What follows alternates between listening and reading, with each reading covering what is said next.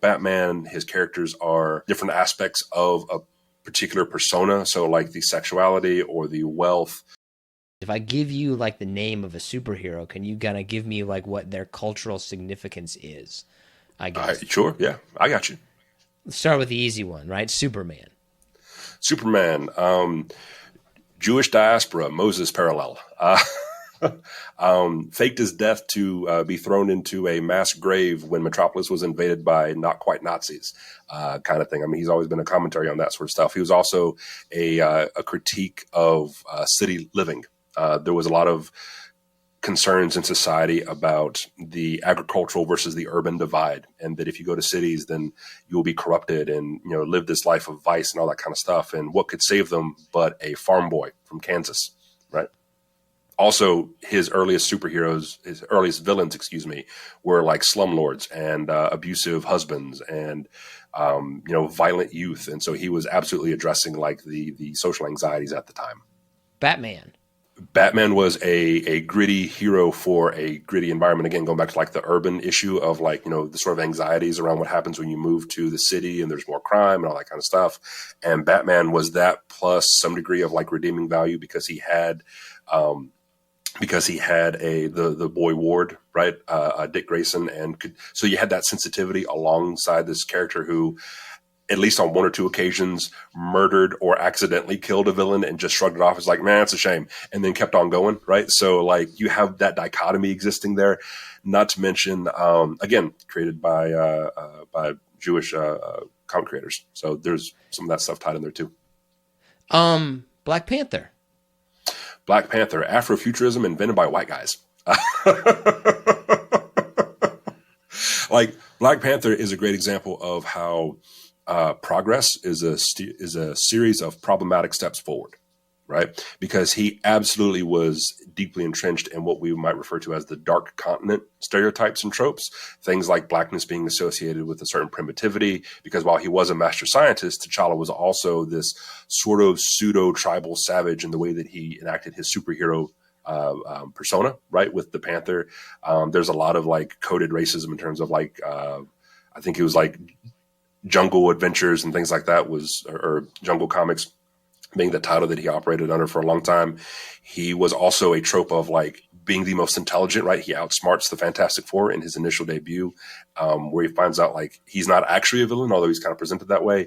Interestingly enough, and this is a great example of how Marvel has really sort of had a weird issue with civil rights. Black Panther is, I think, published the year that the Black Panther Party for Self-Defense declares itself.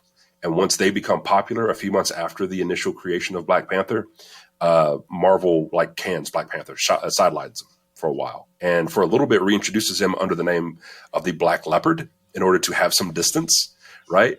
And then later people are like, well, that's lame. And then so that only lasted like a few issues, and then he reverts back to the Black Panther. So yeah, but because we get those early iterations that are rooted in like a lot of unfortunate stereotypes about blackness and African identity, we get the movies that we have now. Do the villains generally symbolize something, or are they just villains?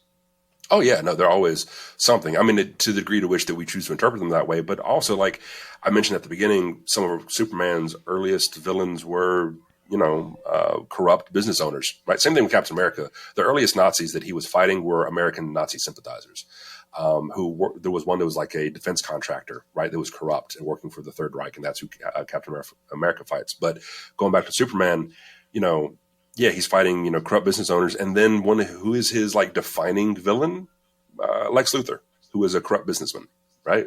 So like those sort of things are absolutely there. There's an argument you can make that someone like Batman, his characters are different aspects of a particular persona. So like the sexuality or the wealth of Batman embodied in like Poison Ivy, or the Penguin, or his chaotic relationship with the law as being reflected in the Joker, things like that. That case can be made. But yeah, they typically, a good villain, I think, represents something. It's not just a throwaway. Wonder Woman. So we have feminist empowerment as envisioned by a man at the time. If you notice, there's a lot of recurring themes of it's this group's empowerment, but conceptualized by someone outside. Written by someone who knows nothing about it, right? Like, right, yeah. right. Bill Marston thought that women had physiological organs that produced more love than men, and that the salvation of society was going to be through women's empowerment. This is not true in a biological sense, but his idea of like, yeah, we need women to be empowered and so we can have a better society. Like that holds water. Sure. Yes.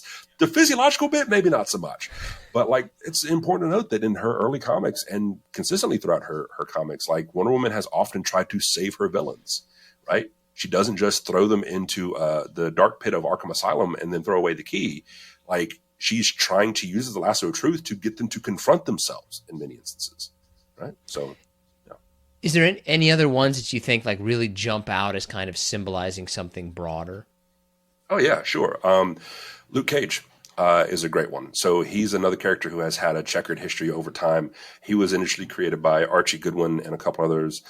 Steve Englehart, who wrote Luke Cage early on, he didn't co-create him, but he was one of the early writers, said that basically Marvel, as he puts it, wanted some of that civil rights money. And so they charged a bunch of white guys to create a black superhero. And that's how you get Luke Cage, who was very stereotypical at the time.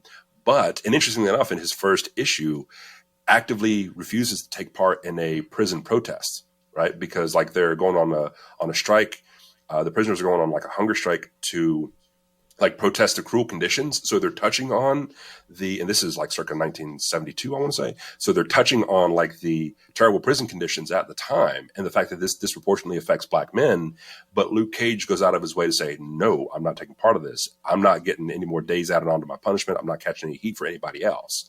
Right. So he's not down with civil rights at the moment, right? Not in that capacity. And so he's an interesting negotiation to becoming one of these like street level heroes who is community based, right? And whenever there's always this recurring conversation, I think Eric Kripke, the showrunner, has made this argument that superheroes are inherently like fascist. And I can see the appeal of a single savior, often a white male savior, who is going to like redeem society. But I would also point out that characters like Luke Cage, and there's a bunch of others that are street levels heroes, are also community advocates, right? Who are championing of people who are left behind by a broken social contract. And so characters like that, or Black Lightning, or Miles Morales, or Daredevil for that matter, like these characters speak to needs that are not being addressed.